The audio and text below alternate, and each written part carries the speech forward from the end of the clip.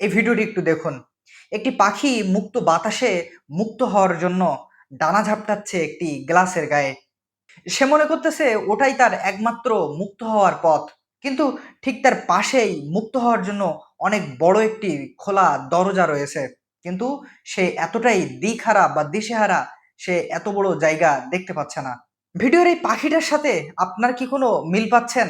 মিল নাও পেতে পারেন, সবার সাথে মিলে যাবে এমন না, তবে আমার সাথে অনেক মিলে যায়। অনেক বিষয়, অনেক ঘটনা, অনেক বিপদ কিংবা অনেক পদক্ষেপ নেওয়ার সময় আমি ঠিক এরকম দিশেহারা হয়ে যাই। অনেক সময় অনেক পথ কিংবা মাধ্যম খোলা থাকলেও আমি একটি বন্ধ মাধ্যমে বারবার যাওয়ার চেষ্টা করি, যার ফলাফল ব্যর্থতা। ভিডিওর এই পাখির সাথে আমাদের বাস্তব জীবনে মানুষের অনেক মিল পাওয়া যায়। আমরা ব্যক্তি জীবনের সফলতা, পড়াশোনায় ভালো ফলাফল, বিপদ কিংবা পদক্ষেপ নেওয়ার সময় ঠিক এরকম দিশেহারা বা দিকহারা হয়ে যায়।